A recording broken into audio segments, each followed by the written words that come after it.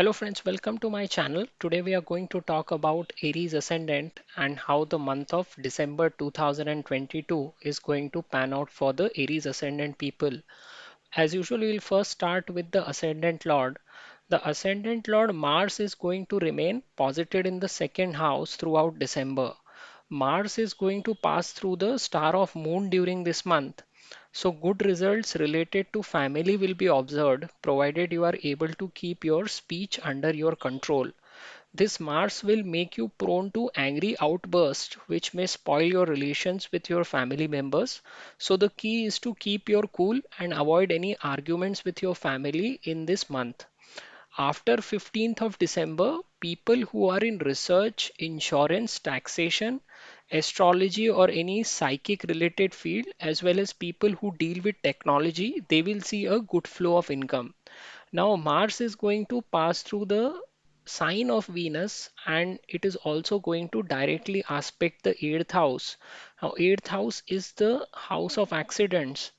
Mars represents speed and Venus represents luxury. So people who drive luxury cars or a four-wheeler in general, they need to be very careful about driving in the month of December because such kind of a combination, Venus and Mars combining together, either at a planetary level or with a planet sign combination, this creates a kind of bad situation as far as the accidents are concerned. So just watch out for your speed while you are driving in the month of December. Now, Ascendant Lord passing through the second house is anyways considered very good from the perspective of wealth generation. You will continue to get a lot of money making opportunities in December. Saturn is going to pass through your 10th house, and as I have said earlier, also, lot of workload and stress on the work front will be seen till 16th of January 23 because after this, Saturn will move into its own sign of Aquarius.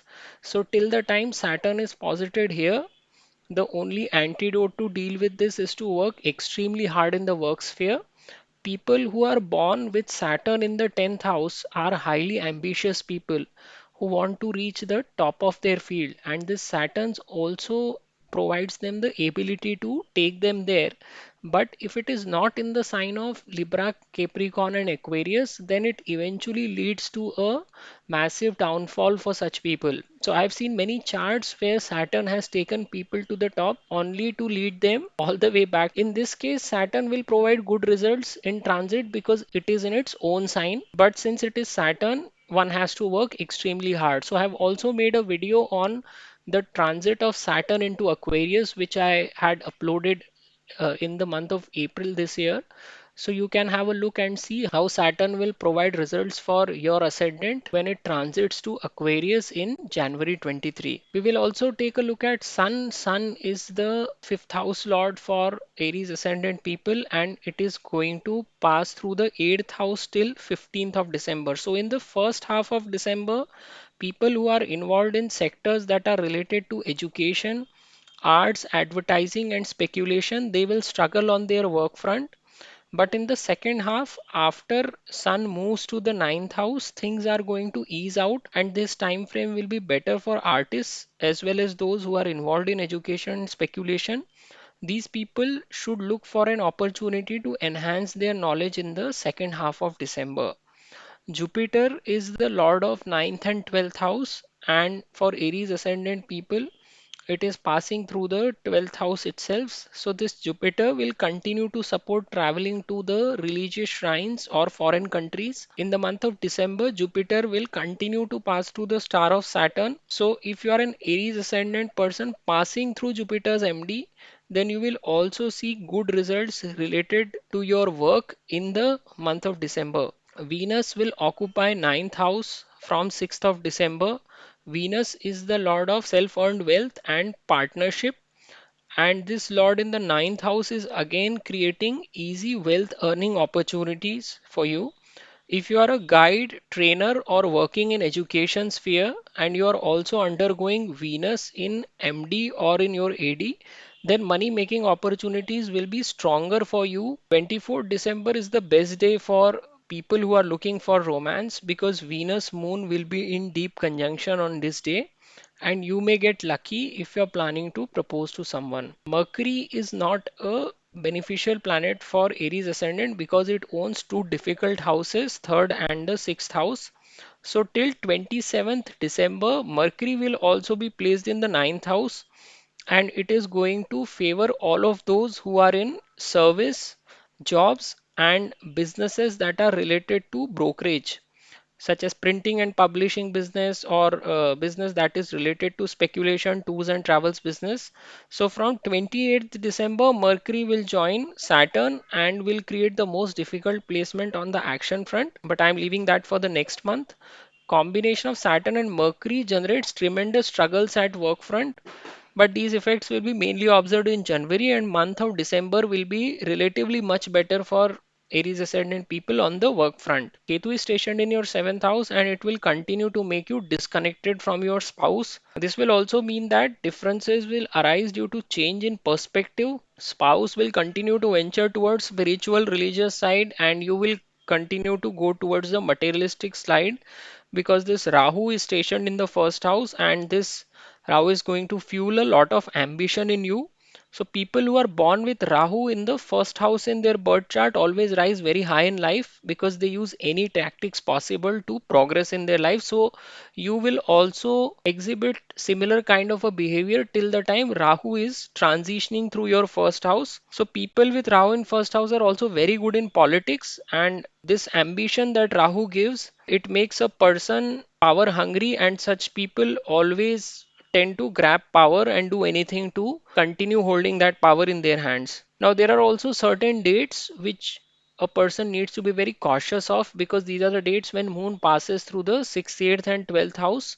Whenever moon passes through these houses, our thoughts do not generate or do not get sufficient kind of an energy that is required to take crucial decisions, and that is why making any key decisions during these days should be avoided. From 2nd and 3rd December, these two dates, 16th to 22nd of December and 29th and 30th of December, these are the dates when you need to be very cautious and you should avoid taking any key decisions during this time frame. Month of December is all about making money, and since there is also a stellium of three planets that is going to get created in the second half of December, a lot of money making opportunities are going to arise for the Aries ascendant people.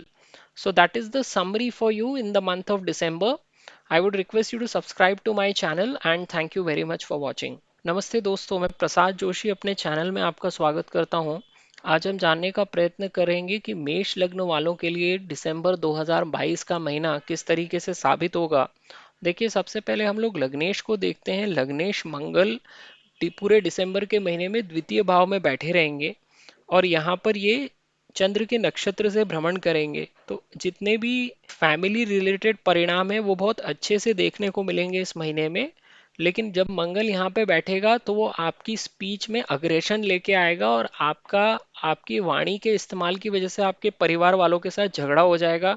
कई बार आप एकदम से भभक उठेंगे अपने परिवार के लोगों के किसी भी बात को लेके, जिसकी वजह से आपके अपने परिवार वालों के साथ संबंध खराब हो सकते हैं इस मंगल की वजह से। तो इसका एक ही उपाय रहता है कि आप अपने को बहुत कूल एंड काम रखिए और कभी भी आर्गुमेंट शुरू होता देखते हैं तो वहां से निकल जाइए, तो फिर ये मंगल आपको उतना हार्म नहीं करेगा। इनफैक्ट अगर आप देखेंगे तो जब भी लग्नेश द्वितीय भाव से गुजरता है तो ये बहुत अच्छी स्थिति होती है पैसा कमाने की दृष्टि से।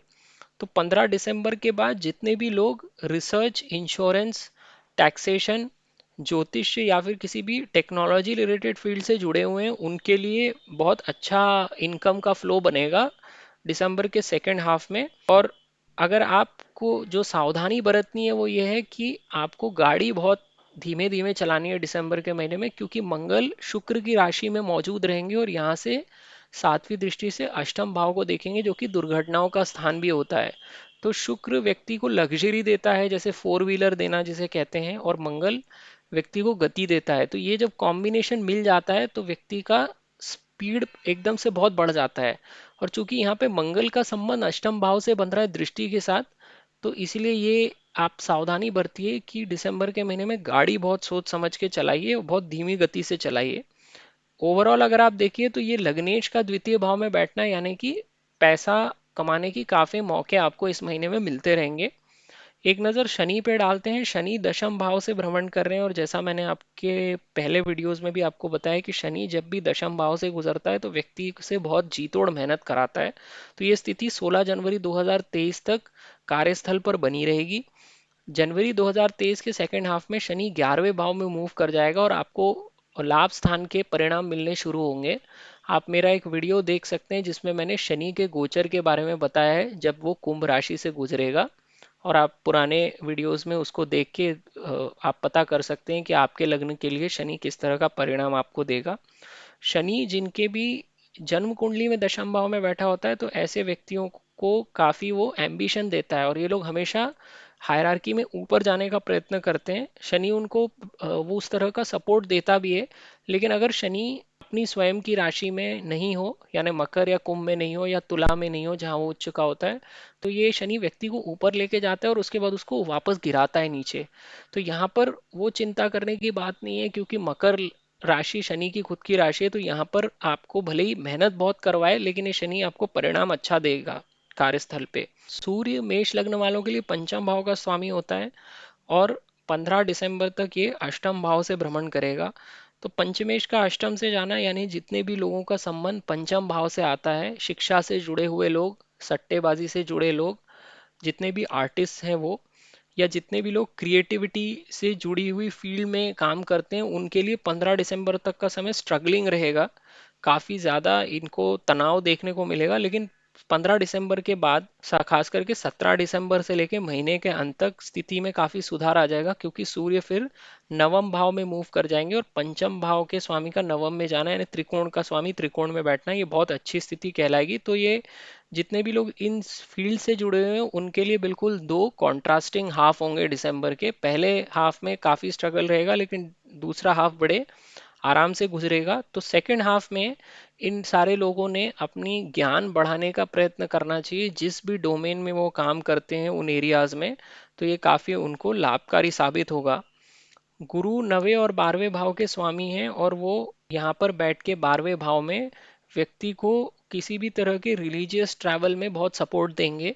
लंबी दूरी की यात्राएं दिसंबर में भी बनेंगी मेष लग्न वालों के लिए। अगर फॉरेन जाना चाहते हैं तो भी उसके लिए भी अच्छा समय है ये। गुरु शनि के ही नक्षत्र से भ्रमण करेंगे, तो जितने भी लोगों की गुरु की महादशा चल रही है अभी और मेष लग्न है, उनके लिए कार्यस्थल पे भी बहुत अच्छे परिणाम मिलेंगे दिसंबर के महीने में। शुक्र 9वें भाव में बैठे हुए होंगे, और शुक्र द्वितीय और सप्तम भाव के स्वामी बनते हैं, यानी कि सेल्फ अर्न्ड वेल्थ के और पार्टनरशिप के। तो जितने भी लोग गाइड हैं या ट्रेनर की किसी भी तरह की ट्रेनिंग देते हैं, यानी ट्रेनिंग एज अ प्रोफेशन है उनका, या फिर एजुकेशन से संबंध रखते हैं, और अगर वीनस उनके महादशा और अंतरदशा में है, यानी शुक्र आपका महादशा स्वामी है अभी, अंतरदशा स्वामी है, तो आप लोगों के लिए पैसा कमाने की अपॉर्चुनिटीज और भी ज्यादा स्ट्रांग होंगी, क्योंकि शुक्र का सीधा संबंध पैसे के साथ आता है। तो अगर महादशा चल रही है तो दिसंबर का महीना बहुत जोरदार निकलेगा पैसे की दृष्टि से। अगर आप रोमांटिक किस्म के व्यक्ति हैं तो फिर 24 दिसंबर का समय आपके लिए बहुत अच्छा रहेगा, क्योंकि 24 दिसंबर को शुक्र और चंद्र की बहुत ही डीप युति बनेगी 9वें भाव में। और यहाँ पे 9वें भाव में, जिसे हम स्टैलियम बोलते हैं अंग्रेजी में, 3 प्लैनेट्स का तिगड्डा बन रहा है। और नवम भाव वैसे भी बहुत शुभ भाव बोला जाता है। तो यहाँ पे रह के आपका लक काफी मजबूत होगा दिसंबर के महीने में। और बुध भी यहाँ बैठे हुए हैं। बुध तृतीय और छठवें भाव के स्वामी बनते हैं, तो दोनों ही स्थान काफी अच्छे नहीं कहलाते हैं भाव की दृष्टि से। तो यहाँ पर 27 दिसंबर तक बुध विराजमान रहेंगे। और जितने भी लोग नौकरी पेशा हैं या फिर सर्विस, किसी भी तरह के सर्विस सेक्टर से जुड़े हुए हैं, किसी भी तरह का ऐसे धंधे करते हैं जिसमें ब्रोकरेज या कमीशन रिलेटेड नौकरियां आती हैं, प्रिंटिंग एंड पब्लिशिंग का बिजनेस हो गया, टूर्स एंड ट्रैवल्स का बिजनेस हो गया, उन सब के लिए 28 दिसंबर तक बुध बहुत अच्छा परिणाम देते रहेंगे यहाँ पे बैठ के। 28 दिसंबर के बाद बुध दशम भाव में मूव कर जाएंगे, जहाँ पे वो शनि के साथ बैठेंगे, और शनि बुध का योग हमेशा ही बहुत ज्यादा स्ट्रगल पैदा करता है। लेकिन ये दिसंबर के महीने में नहीं बन रहा है, जनवरी में बनेगा, तो उसकी बात हम जब जनवरी का डिस्कस करेंगे महीना तब करेंगे। लेकिन यहाँ पे बैठ के 9वें भाव में तो बुध इन सारी चीजों के लिए फेवर करता रहेगा। तो दिसंबर का महीना में बुध आपको अच्छे ही परिणाम देगा। केतु सप्तम भाव में बैठा हुआ है, और यहाँ पे बैठ के आपको आपके पति या पत्नी के साथ काटने का काम करेगा। देखिए केतु का काम ही है कि वो काटने का काम करता है, और यहाँ पर बैठ के वो आपके पति या पत्नी को रिलीजियस माइंडेड बनाएगा, और आप बिल्कुल मटेरियलिस्टिक बने रहेंगे, क्योंकि राहु प्रथम भाव में बैठा हुआ है। और राहु जब भी प्रथम भाव में होता है लोगों के, तो ऐसे लोगों को बहुत ज़्यादा वो डिसिल्यूजन करता है, लोगों को बहुत ज़्यादा एम्बिशियस बनाता है। और महादशा अगर फेवरेबल हो तो ऐसे लोग काफ़ी ऊपर उठते हैं, जहां वो पैदा हुए हैं उन स्थितियों से काफ़ी आगे निकल जाते हैं, अगर आप सोशली देखें तो और मॉनेटरीली देखें, दोनों स्थितियों में राहु बहुत अच्छा परिणाम देता है, व्यक्ति को बहुत ऊपर लेके जाता है। और ऐसे लोग बहुत अच्छे राजनेता भी बनते हैं, क्योंकि ये लोग अपने मन की बात हमेशा छुपा के रख सकते हैं सामने वाले से, और सामने वाले की बात भी भांप जाते हैं कि ये व्यक्ति क्या सोच रहा है। तो इस तरह का राहु व्यक्ति में बहुत ज्यादा एम्बिशन और अग्रेशन देता है, क्योंकि राशि यहाँ पे मंगल की है। तो आप बहुत ज्यादा मटेरियलिस्टिक हैं, और आपका जो पति या पत्नी है वो बहुत स्पिरिचुअल साइड में जाएगा, क्योंकि केतु यहाँ पे बैठ के उनको स्पिरिचुअल बनाने का काम करेगा। तो ये एक इनहेरेंट कॉन्फ्लिक्ट है। देखिए राहु केतु जहाँ भी बैठते हैं उन भावों में उल्टे परिणाम मिलते हैं, और व्यक्ति को दो अलग अलग एक्सेसेस पे वो लेके जाते हैं। तो यहाँ पे पति या पत्नी के साथ आपको डिफरेंसेस मिलते रहेंगे, होते रहेंगे, जब तक ये स्थिति बनी हुई है आपके चार्ट में।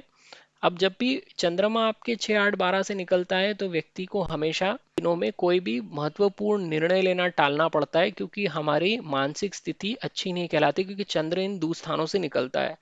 तो 2 और 3 दिसंबर, 16 से 22 दिसंबर, पूरा का पूरा हफ्ता ही, और 29 और 30 दिसंबर, इन दिनों में आप सावधान रहिए। 2 3 दिसंबर, 16 से 22 दिसंबर और 29 30 दिसंबर, इन दिनों में कोई भी आप की डिसीजन लेना टालिए, तो फिर ये महीना आपके लिए अच्छा निकल सकता है। देखिए यहाँ पे जो सबसे अच्छी बात हो रही है वो ये है कि 3 ग्रहों का तिगड्डा बनेगा नवम भाव में, तो ये आपको भाग्य स्थान के बहुत अच्छे परिणाम देने की क्षमता रखता है।